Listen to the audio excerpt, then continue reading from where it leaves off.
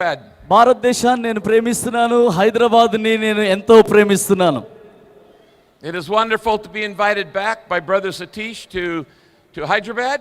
హైదరాబాద్కి మరలా ఆహ్వానించబడ్డం, బ్రదర్ సతీష్ కుమార్ గారి ద్వారా ఆహ్వానించబడ్డం చాలా అద్భుతం. I want you to know that I love Calvary Temple. I love all of the body of Christ in Hyderabad and in India. Calvary టెంపుల్ని, అంతేకాదు హైదరాబాద్లో భారతదేశంలో ఉన్న క్రీస్తు సంఘం అంతటిని కూడా నేను ఎంతగానో ప్రేమిస్తూ ఉన్నాను. And I want you to know that I love you. మీలో ప్రతి ఒక్కరిని కూడా ప్రేమిస్తున్నానని మీకు తెలియపరుస్తూ ఉన్నాను. It is an honor to be a friend of Brother Satish. Brother Satish Kumar గారికి ఒక స్నేహితుడిగా ఉన్న గొప్ప ఘనత. And it is an honor to see you here tonight. అంతేకాదు ఈ రాత్రి ఈ స్థలంలో ఉన్న మిమ్మల్ని అందరినీ చూడడం కూడా చాలా గొప్ప ఘనత. గట్టిగా చప్పట్లు కొట్టి ప్రభుకి స్తోత్రం చెల్లించండి.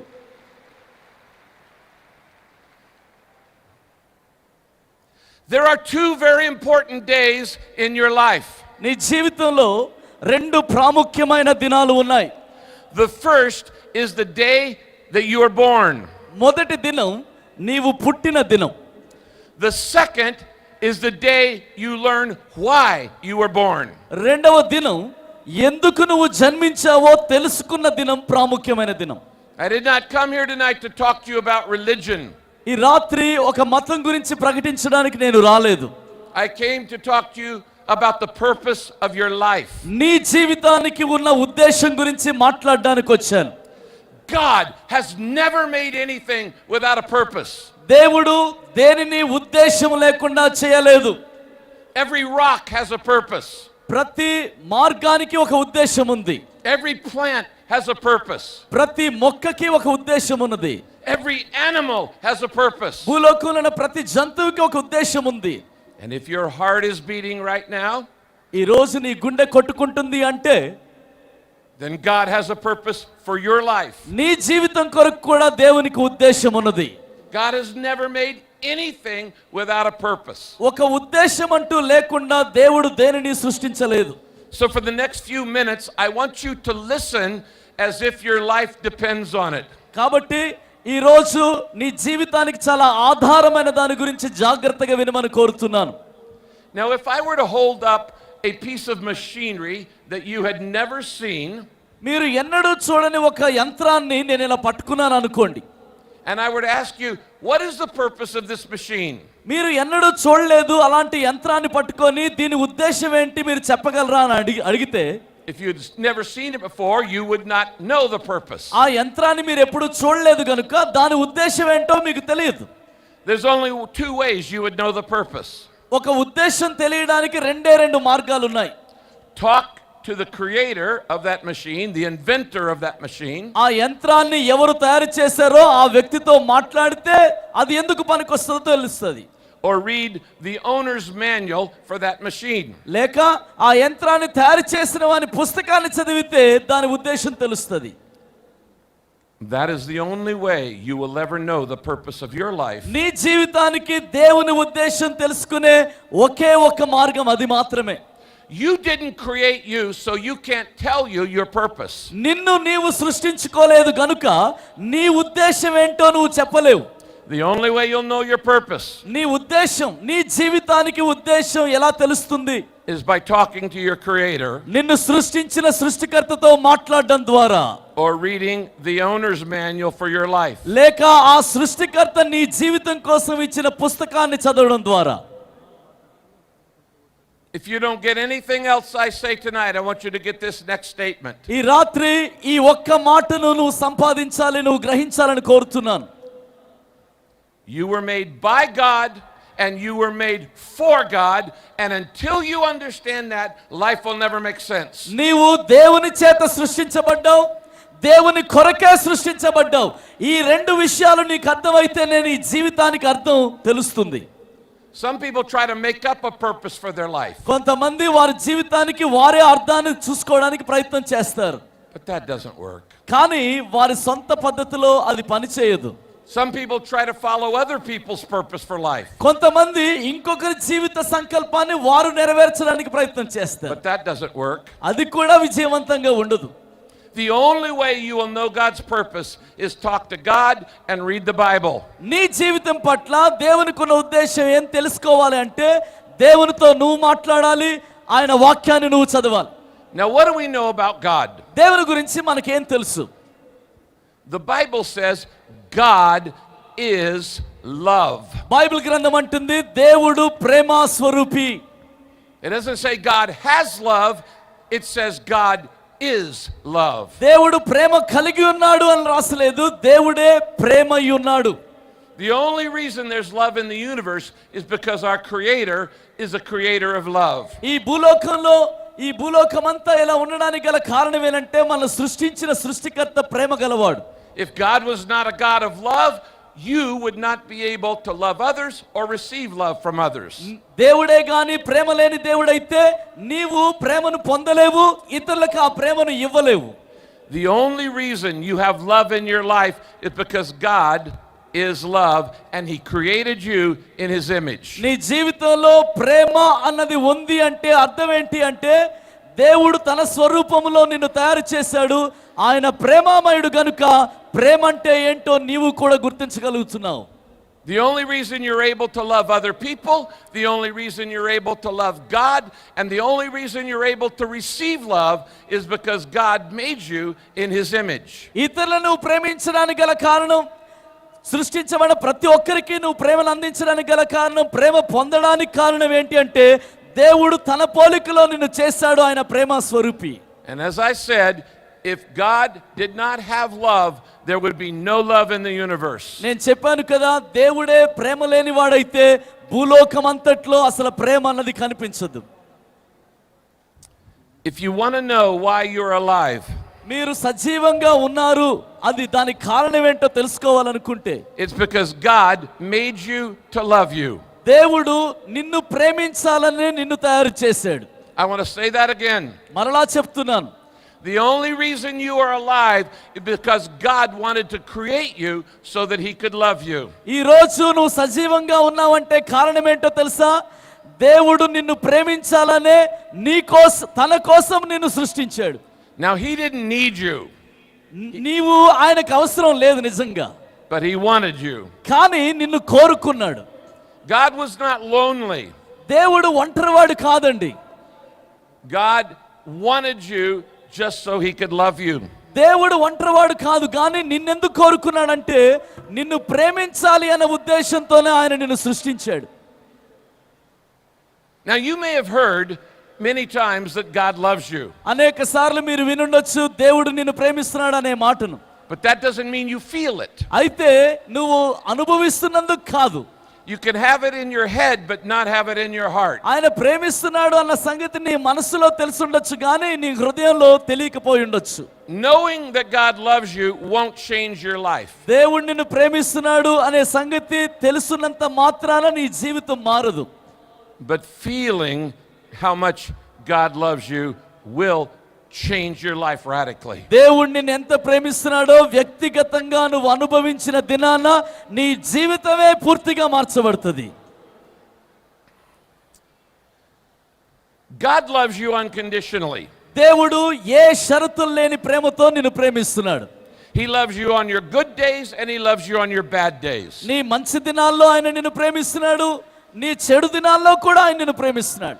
God loves you when you feel it and when you don't feel it. నీకు అనిపించినా అనిపించకపోయినా దేవుడు మాత్రం నిన్ను ప్రేమిస్తున్నాడు.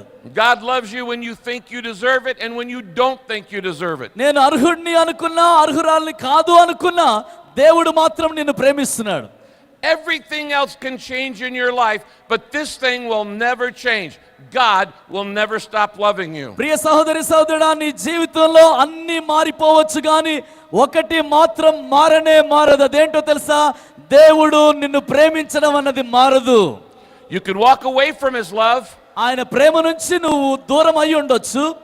You can reject his love. లేక ఆయన ప్రేమను నువ్వు తృణీకరించొచ్చు. You can resist his love. ఆయన ప్రేమను నువ్వు ఎదిరించొచ్చు. But he will not stop loving you. అయినప్పటికీ ఆయన మాత్రం నిన్ను ప్రేమించకుండా ఆగలేడు. You cannot make God stop loving you. నిన్ను ప్రేమించకుండా దేవుణ్ణి నువ్వు ఆపలేవు. You can try, but you will fail. నువ్వు ప్రయత్నించొచ్చు కానీ ఓడిపోతావు. Why? ఎందుకు? Why can I not make God stop loving me? దేవా నువ్వు నన్ను ప్రేమించకూడదు అని నువ్వు ఆపలేవు. ఎందుకు ఆపలేవు? Because God's love is not based on what you do.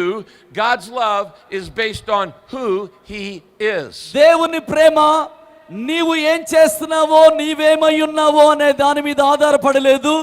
దేవుని ప్రేమ దేవుడు ఏమై ఉన్నాడో దాని మీద ఆధారపడి ఉంది. God's love for you is not based on what you do. It's based on what Jesus Christ did for you. నీవు చేస్తున్న దాని మీద దేవుని ప్రేమ ఆధారపడలేదు. యేసు క్రీస్తు శిలువ మీద చేసిన దాని మీదే దేవుని ప్రేమ నీ పట్ల ఆధారపడి ఉంది. And the day that you truly understand and grasp and feel the love of God, it will change your life. ఏ రోజైతే దేవుని ప్రేమను నువ్వు హృదయపూర్వకంగా అనుభవిస్తావో ఆ రోజే నీ జీవితం పరిపూర్ణంగా మార్చబడుతుంది. It changed my life. నా జీవితాన్ని మార్చింది ఆయన ప్రేమ. It's changed millions of lives. కోట్లాది మంది ప్రజల జీవితాన్ని మార్చింది ఆయన ప్రేమ. In fact, it has changed billions of lives around the world. భూప్రపంచం అంతట్లో వేల కోట్ల సంఖ్యలో ఉన్న ప్రజల జీవితాల్ని మార్చింది యేసయ్య ప్రేమే. And the reason I flew all halfway around the world to be here tonight భూ చివరి భాగం నుంచి ఈ స్థలం వరకు మీతో ఉండడానికి ఎందుకు వచ్చానో తెలుసా? was not just to celebrate my brother's 25 years in ministry. కేవలము నా ప్రియ సహోదరులు సతీష్ కుమార్ గారి 25 సంవత్సరాల సంపూర్ణ సేవలో ఉన్నందుకు ఆ సెలబ్రేషన్ కోసం మాత్రమే రాలేదు. And I love him with all my heart. నా హృదయం అంతటితో ఆయన నేను ప్రేమిస్తూ ఉన్నాను. He's a dear friend. నాకు చాలా ప్రియ స్నేహితుడు ఆయన. But I came here for more than that. అయితే దానికంటే ఇంకొక ఉద్దేశం కొరకు వచ్చాను. I came here because I want you to experience the love of God. దేవుని ప్రేమను మీలో ప్రతి ఒక్కరూ అనుభవించాలి అన్న ఉద్దేశంతో ఈ స్థలానికి నేను వచ్చాను. I told you that the Bible says God made you for a purpose.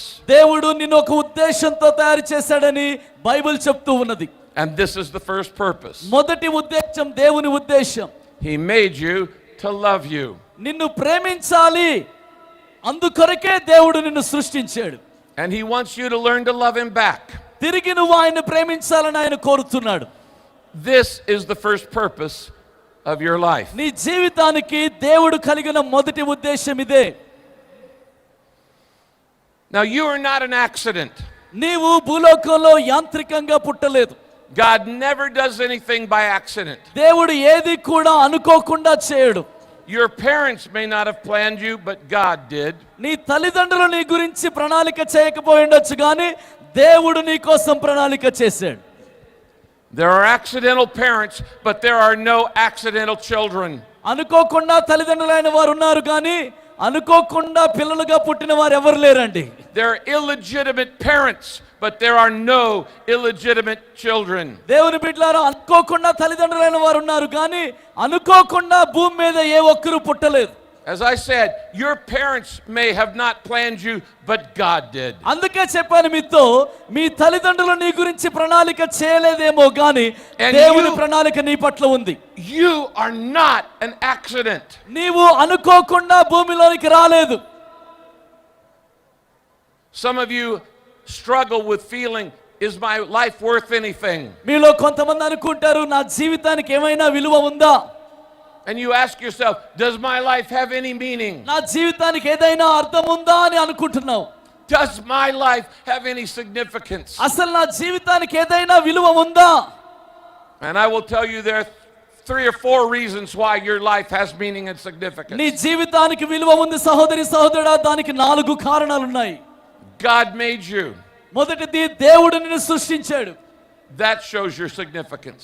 అదే నీకు జీవితానికి గొప్ప విలువనిచ్చేది. Jesus died for you. యేసయ్య నీ కోసం మరణించాడు. That shows your significance. దాన్ని బట్టే నువ్వు చాలా విలువైన వ్యక్తివి. God's Spirit wants to live in you. దేవుని ఆత్మ నీలో నివసించాలని ఆశిస్తూ ఉన్నాడు. That shows your significance. అందుకే నీవు చాలా విలువైన వ్యక్తివి. And God has a purpose for your life. అంతేకాదు నీ జీవితానికి దేవుడు ఒక ఉన్నతమైన ఉద్దేశాన్ని కలిగి ఉన్నాడు. No one else can tell you your purpose but God. నీ జీవితం యొక్క ఉద్దేశాన్ని ఎవరూ చెప్పలేరు కానీ నీకు దేవుడు చెప్పగలడు. And nothing else will fill the hole in your heart. నీ జీవితంలో ఉన్న శూన్యతను ఇంకా ఏది పూరించలేదు. When we don't know our purpose, we search for everything else to find meaning. మన జీవితానికి అర్థం అన్నది మనకు తెలియకపోతే దాన్ని తెలుసుకోవడానికి అన్ని వెతుకుతాం. Some people try to find meaning in money, in making a lot of wealth. కొంతమంది ఏమో చాలా డబ్బు సంపాదించి అలాగైనా జీవితానికి అర్థం తెలుసుకుందాం అనుకుంటారు.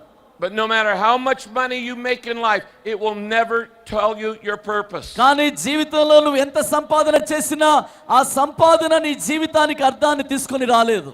Many people have a lot of money to live on, but they have nothing to live for. ఎందుకంటే చాలా మంది దగ్గర చాలా ధనం ఉంది, ఆ డబ్బుతో జీవించగలరు కానీ ఎందుకొరకు జీవిస్తున్నారో తెలియదు.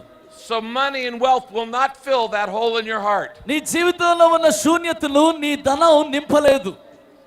Other people try to find meaning through being famous or popular. ఇంకొంతమంది పేరు సంపాదిస్తే జీవితానికి అర్థం వస్తుంది కదా అనుకుంటారు. And they think if I just get people to like me, then my life has significance. అందరూ నా మీద అభిమానం చూపిస్తే అప్పుడు నాకు కొంత విలువ ఏర్పడుతుంది అనుకుంటారు.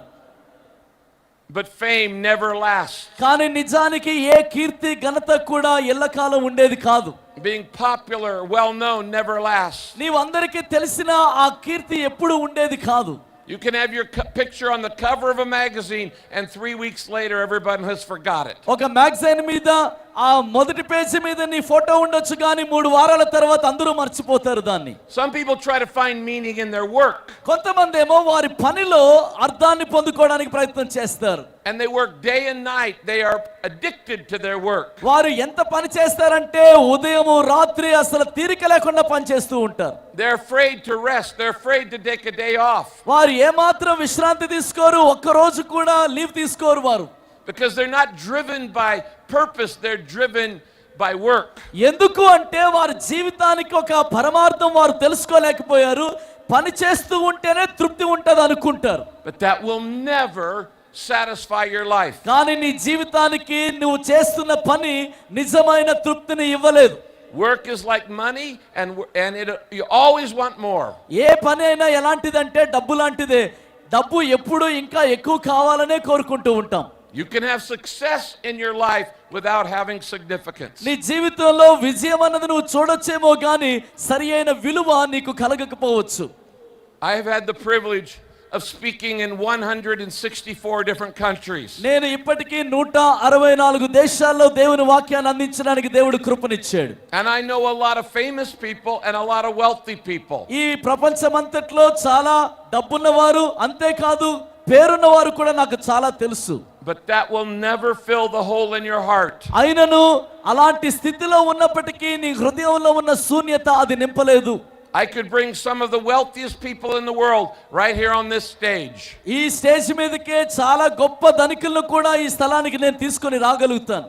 And if you ask them, how much money does it take to really be happy? ఒకవేళ మీరు వారిని అడిగితే అయ్యా మీరు నిజంగా సంతోషించాలంటే ఎంత డబ్బు సంపాదించాలి అని అడిగితే వాళ్ళని They will always say a little bit more. వాళ్ళు ఏమంటారంటే నాకు నిజంగా సంతోషం కావాలంటే ఇంకొంచెం సంపాదిస్తే బాగా సంతోషిస్తానంటారు వారు. It's never enough. అంటే ఎంత సంపాదించినా నిజమైన తృప్తి అనేది కలగదు. The hole in your heart, the emptiness in your soul can only be filled by God's love. నీ హృదయములో ఉన్న శూన్యత, నీ హృదయములో ఉన్న ఖాళీ కేవలము దేవుని ప్రేమ చేత మాత్రమే నింపబడగలదు. చప్పట్లు కొట్టి దేవుని ప్రేమ కొరకు దేవుని స్తోత్రం చెల్లిద్దాం. So my friends, కనుక ప్రియ స్నేహితులారా, stop looking in all the wrong places. ఇదిగో ఈ లోకంలో అక్కడ ఇక్కడ వెతకడానికి ప్రయత్నం చేయొద్దు. Stop looking for money to make you feel good. నీవు తృప్తి చెందాలి అంటే డబ్బు కోసం డబ్బు వెనకాల వెనల్దు.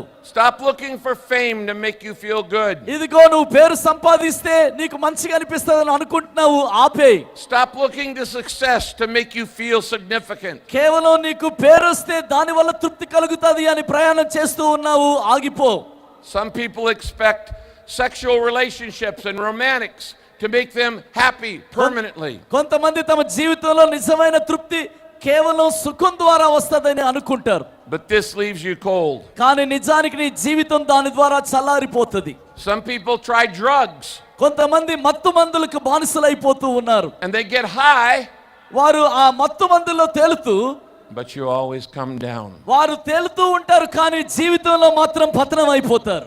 You have to build your life on something that can never be taken from you. నీ జీవితంలో ఎవరు ఎన్నడూ నీలో నుంచి తీయలేని దాంతో నీ జీవితాన్ని కట్టుకోవాలి.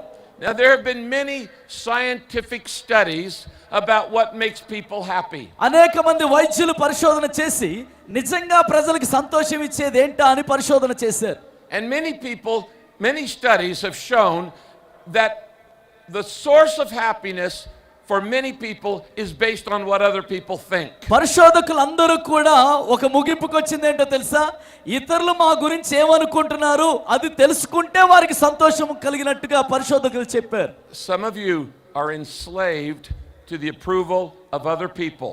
మీలో కొంతమంది ఇతరుల మెప్పు, ఆ మెప్పు కొరకు బానిసలైపోయారు. Studies have shown that that when you look to other people for your joy, you will be empty. మీకు ఒక సంగతి చెప్తాను, ఇతరుల వైపు ఆనందం కొరకు ఎదురు చూస్తే మీరు ఖాళీగానే ఉంటారు. You tend to think about yourself what the person who's most important to you thinks about you.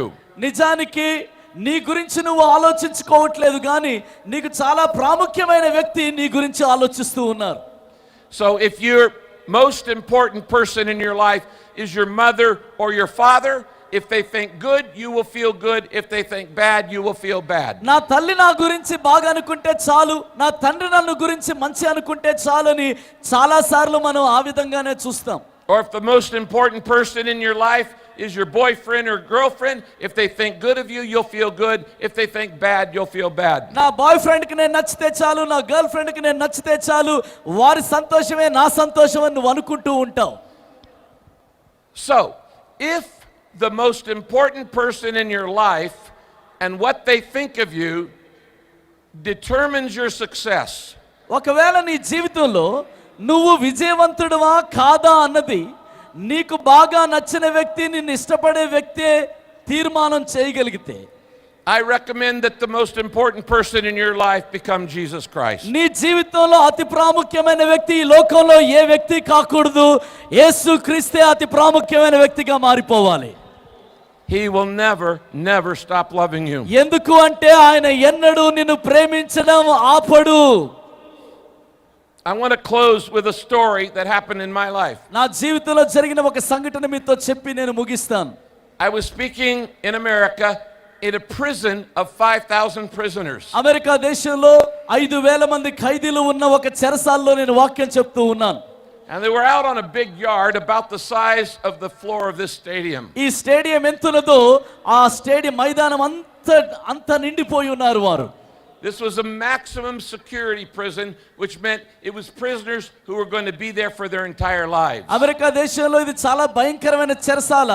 జీవిత ఖైదు పొందిన వారందరూ కూడా అటువంటి చెరసాల్లో ఉంటారు. And the prison officials had invited me to come and speak there on the floor.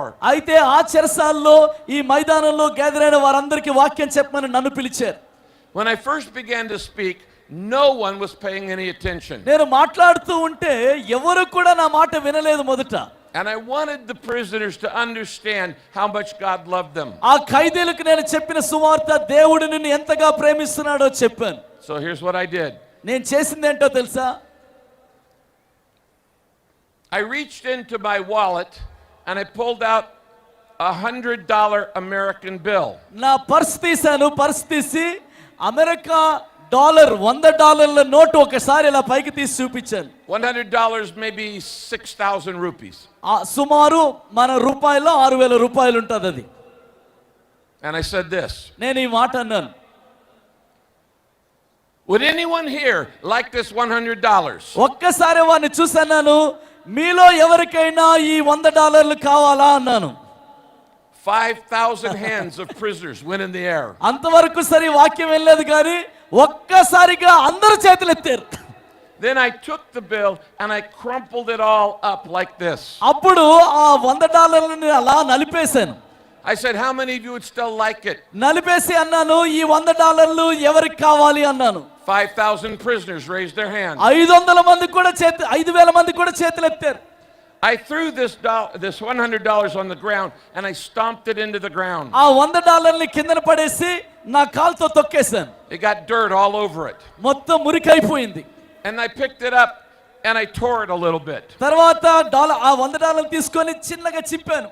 And then I spit on it. చింపి దాని మీద ఉమ్మేశాను. And then I said, would anybody still like this $100 bill? ఇంకా మీలో ఎవరికైనా ఈ $100 కావాలా అని అడిగాను. 5,000 hands of prisoners went in the air. 500 ఖైదీలు చేతులు పైకెత్తారు, మాకు కావాలి అంటున్నారు. And then I said this. అప్పుడు నేను అన్నాను ఈ మాట. For many of you, this is an illustration of your life. ఇదిగో మీలో చాలా మంది జీవితం ఈ విధంగానే ఉందని చెప్పాను. You have been beaten up. మీరు కూడా కొట్టబడ్డారు. You have been spit on. జీవితంలో ఉమ్మేశారు ప్రజలు మిమ్మల్ని. You've had problems that tore up your life. మీ జీవితాన్ని చిందరవందర చేసిన సమస్యలు మీకు కూడా వచ్చాయి. Maybe you were rejected by your father or your mother and told you didn't matter. ఇదిగో నీ తల్లి నీ తండ్రి నిన్ను ద్వేషించి ఇంట్లోంచి బయటికి పంపించేశారేమో. And you've been stomped on in the dirt. అంతేకాదు మురికిలోను పడిపోయావేమో. But you have not lost 1 cent of your value to God. నీవు ఎంత నలిగిపోయినా దేవుని దగ్గర మాత్రం నీ విలువ $1 కూడా తగ్గలేదని వారికి చెప్పాను. So I close with this. కనుక ఈ మాటతో ముగించాను. It doesn't matter what you've done in your life. ప్రియ సహోదరి సహోదరుడా, ఈ రాత్రి నీవు కూడా నీ జీవితంలో ఏమైనా చేసి ఉండొచ్చు. It doesn't matter what sins you have committed. నీ జీవితంలో ఎటువంటి పాపాలైనా చేసి ఉండొచ్చు. It doesn't matter what you have been told, that you were worthless or you didn't matter. ఇదిగో నీవు పనికిరాని వాడవని, నువ్వు ఎందుకు పనికిరాని దానివని ప్రజలు చెప్పుండొచ్చు. It doesn't matter what problems you've had. ఎటువంటి సమస్యలు నీకు వచ్చి ఉన్నా పర్వాలేదు. It doesn't matter what illnesses you've had. ఏ రోగము నీ శరీరంలో ఉన్నా కూడా పర్వాలేదు. It doesn't matter how many failures you've had. ఎన్ని విఫలాలు నీ జీవితంలో నువ్వు చూసినప్పటికీ, It doesn't matter how many things you are ashamed of in your life. నీ జీవితంలో ఎన్ని అవమానాలు నీకు ఎదురైనప్పటికీ, You have not lost any of your value to God. దేవునికి మాత్రం నీవు చాలా విలువైన వ్యక్తివే. ఆయన దృష్టిలో నీ విలువను కోల్పోలేదు. చప్పట్లు కొట్టి ప్రభుకి స్తోత్రం చెల్లిద్దాం.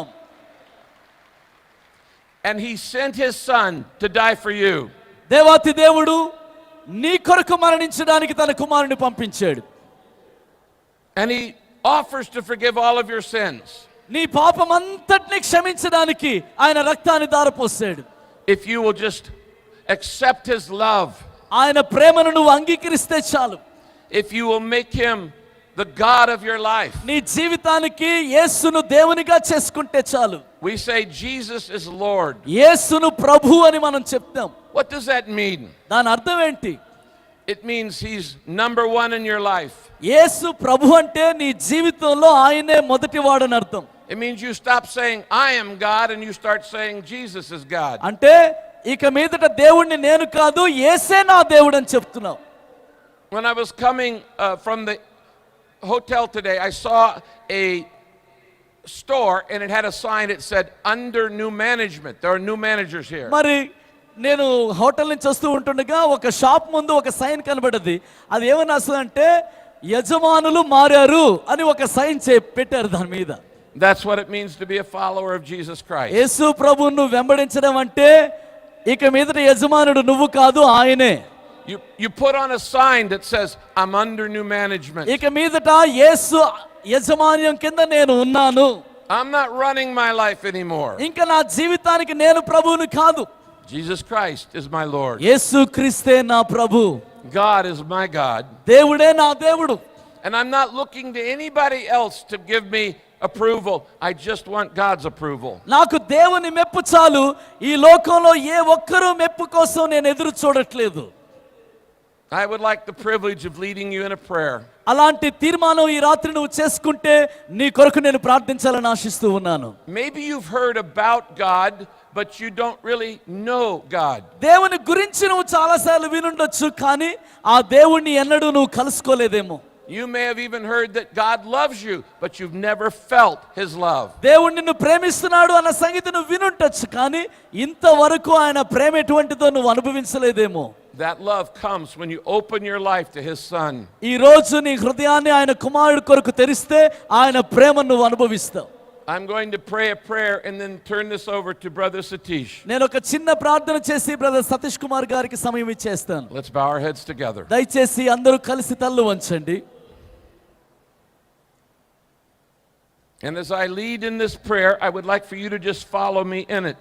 ఈ ప్రార్థనలో నేను నడిపిస్తూ ఉంటుండగా మీరు కూడా ప్రార్థించమని కోరుతున్నాను. And maybe we can all say it together. మనమందరం కలిసి ఈ మాటలు తెలుగులో చెప్దాం.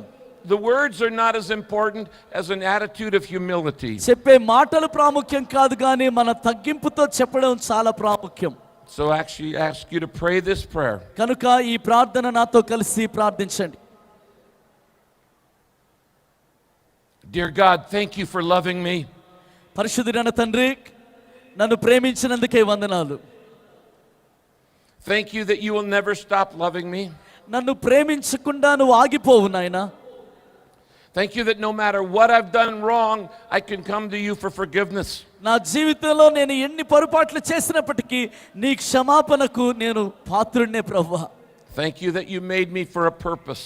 తండ్రి, ఒక ఉద్దేశంతో నీవు నన్ను సృష్టించినందుకు వందనాలు. Tonight I want to begin the journey of knowing you more and more. ఈ రాత్రి నిన్ను ఇంకా ఎక్కువ తెలుసుకోవాలనే ప్రయాణాన్ని ప్రారంభిస్తూ ఉన్నాను తండ్రి. Tonight I want to begin the journey of learning to trust you. నిన్ను నమ్మడం అంటే ఏంటో నేను తెలుసుకోవడం ప్రారంభిస్తున్నాను నాయన. And tonight I want to begin the journey of discovering your purpose for my life. ఆ జీవితానికి నిజమైన ఉద్దేశం ఏంటో తెలుసుకోవడం ఈ రాత్రి నేను ప్రారంభిస్తూ ఉన్నాను తండ్రి. Dear God, I need to feel your love. ప్రియమైన తండ్రి, నీ ప్రేమను నేను అనుభవించాలనుకుంటున్నాను. And I want to learn to love you back. నిన్ను తిరిగి నేను ప్రేమించాలనుకుంటున్నాను.